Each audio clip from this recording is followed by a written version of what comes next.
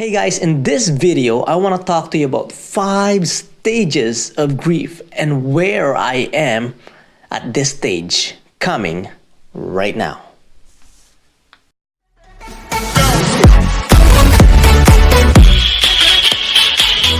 Now, before we talk about the stages of grief, I want to say that everyone grieves differently. Grief is a natural response to a loss of a loved one.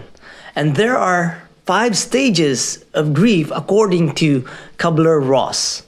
Now, the first one is denial. Second one is anger. The third one is bargaining. The fourth one is depression. And the fifth is acceptance. Again, there is no specific order in which these things happen. So let me explain it further. The first one, denial. When my daughter passed away, I could not believe it. I was in complete shock. I was in numb. I said, this can't be happening right now. Am I dreaming? And so according to Psych Central, denial is a common defense mechanism that buffers the immediate shock of the loss, numbing us to our emotion. So I couldn't believe that it was happening to me. And when my daughter passed, on that day, on that moment, I was in denial, but I was also in bargaining. I was praying to God. You see, I love God and I believe in God, and I was praying to God, said, God, in the name of Jesus, I pray that my daughter will get well. But nothing happened. But still I prayed. You see, I was in 2 stages at one point, denial and bargaining. It's been 16 months since my daughter passed away, but the first few months, I've isolated myself. I didn't want to talk to anyone. I was in complete denial. And even to this point, even to this day, I still feel like I'm in a dream. And I keep wishing that someone would wake me up from this dream. But I know that this is the reality of life. Now, the second point is anger. I was so angry. I was frustrated with what happened to us. I wanted to blame everyone, but I don't like blaming people. I'm angry at myself. And also the doctor who saw my daughter on Monday, where she was sent home instead of treating her properly. She was sent home. That was a poor judgment on the part of the doctor, which we're trying to follow up right now with the College of Physicians. What really gets me is because I was lying down with her on the bed, and she keeps telling me, Daddy, I gotta go pee, I gotta go poop, but nothing was coming out. And she said I needed water, and I gave her all that. And it was like 1 o'clock in the morning, 2 o'clock, 3 o'clock, 4 o'clock. And I finally said to her, you know that Daddy has to go to work the next day, and I haven't had any sleep yet. So I told her I need to get some sleep. Now that I think about it, I wish that I should have just brought her into the hospital, brought her into the emergency. But I was so worried about me getting sleep. And so that's a bit of an anger that I keep repeating to myself. And again, I don't want to keep blaming myself because I know that doesn't lead to anything good. And I don't want to dwell on that emotion. Anger is because of the pain that we're feeling, that I'm feeling. Just one time when I was driving all by myself, I just couldn't help it, but I just yelled and I shouted, and I was just so angry, frustrated. But it's good to acknowledge that pain. It's good to acknowledge that anger and to release it one way or the other. Because if you just shut it down, that anger, it will build up inside you. So it's really good to just talk about it, to express how you feel regardless of what other person might feel. Now, the third stage of this grief is bargaining, which I've told you earlier, I've done when my daughter passed away. I bargained, I prayed, and I prayed to God, and I said, Lord, please do not let this happen. Or I still can't believe that this is happening. There's a lot of what ifs. What if we did this? What if we did that? What if the doctor would have taken a better care of her? What if we brought her in and we just insisted of doing that blood work, which we did. But again, the doctor just sent my wife and my daughter home. There's a lot of what ifs. There's a lot of ideas that goes in the head. And it's a bit dangerous, again, to dwell in those ideas because really you can't change it anymore. You can't change what happened. And even now we think about it, what if we did this? And I bargained to God. I said, Lord, why don't just take me instead? Right? It's these things that we say because we're trying to fight and we just can't accept it. There's no acceptance to what is happening, and we're kind of in between the denial and the acceptance stage.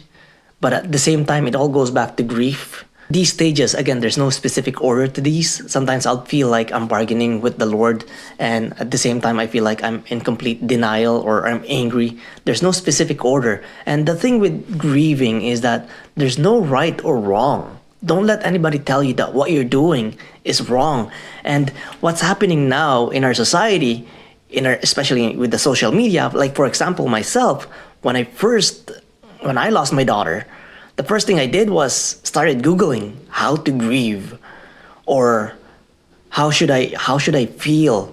But the thing, we get so used to people telling us how we should feel instead of just feeling what we feel, like being in that moment where talking to yourself and saying, hey, relax, how do I feel today?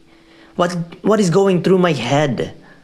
And talk about it, list it, write it down, journal it, and try and challenge yourself to come up with a solution yourself rather than Googling everything and say, hey, I mean, it's good that we're doing the research, right? For me, when my daughter passed away, I wanted to talk to the people who's been there, who's done that, who have lost their loved ones, because I want to say, hey, how are you doing? How are you doing? Because I can't make it. I can't make it until you tell me I can make it, because you've been there. The fourth stage is depression. Now, according to American Psychiatric Association, the depression is a common medical illness that robs you of the joy of doing the things that you enjoy doing. And I've talked about depression in one of my videos, which I'll link a post up here. That's where I am at this point, depression. Things that I used to love to do has been taken away from me. There's no more motivation in doing the things that I wanted to do. I feel so hopeless, helpless, and just to a point of giving up. But acknowledging these things, acknowledging that you are depressed, and I'm also seeking for help. I'm seeking a lot of help. We have bereavement counseling group. I've been going through my psychologist. I've been going to my doctor. I've been taking a sleeping pill, actually, which helps me to sleep. Depression is that prolonged sadness that's happening in you, and there's such a pull to it. There's that pull, and that's the feeling of grief. That it's pulling you, and it feels like it's tearing you apart to a point where you can't focus, can't sleep much, can't do anything much, and even the motivation to just do anything is gone. That's what my psychologist recommends. Start moving, go for a walk. And he's saying that I'm still who I am with depression. With being depressed, you're still who you are, but the motivation is lacking. It's like it's in the shelf. It's just parked in the corner, but you still who you are. So you're not, because I told my psychologist that I feel like I'm a completely different person. And in a way I am. But he's saying, yes, but you're still able to do the things that you were able to do before this all started, before your daughter passed away. Now, the last step is acceptance. And this is probably the hardest stage of them all. Because now let me just get it straight. Accepting what happened doesn't make it okay. Okay, I've accepted the fact that my daughter is no longer here. She's no longer gonna be with us, and we will forever miss her. But I cannot accept the fact that the doctors made a mistake in his judgment. Every time I think about it, I go back to the other stages, anger, bargaining, so it feels like a cycle. And I've been talking to a lot of people who's been there 5, 10, 20 years. And that's where I get my strength. What comforts me when it comes to acceptance is knowing that she is in a better place, that she is now with the Lord, where there is no more fear, no more tears, and it's full of joy, and that she is in that better place to think about that, To dwell on that is what comforts me. We all know that death is inevitable, and one day we'll reach that stage. So for me, I'm not even afraid to die anymore. I'm afraid of dying because of the people that I will leave behind, like my kids and my wife. But other than that, I'm ready. Accepting is one of those stage where it hurts the most. But at the same time, there's also healing in that. When we accept that things are the way they are, then we then acknowledge that this is the new reality for you, for me. This is the new reality that I will have to live by. Psychologist is always giving me this guilt trip that you still have two more kids and you gotta care for them. You have to be a father for them. For some reason, when we think about the acceptance, we think about hope. We think about life, because when there is life, there is hope. And when there is hope, there is life. I know this is a very sensitive topic, and I know that if you're struggling with grief and if you're going through it yourself, I could definitely understand where you're coming from, and I know that you can relate to what I'm saying. And it's not easy. It's not easy, but at the same time, we have to find that comfort. We have to find that purpose of living. And I believe that it can be done.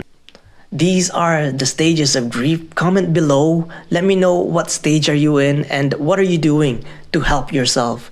For me, I've joined a lot of Facebook group, social media, to find out what I can do for myself, like positivity, and this videos, making these videos is what helped me heal. So like and consider subscribing if you like the content of this video. Share this video to someone who's going through the same thing.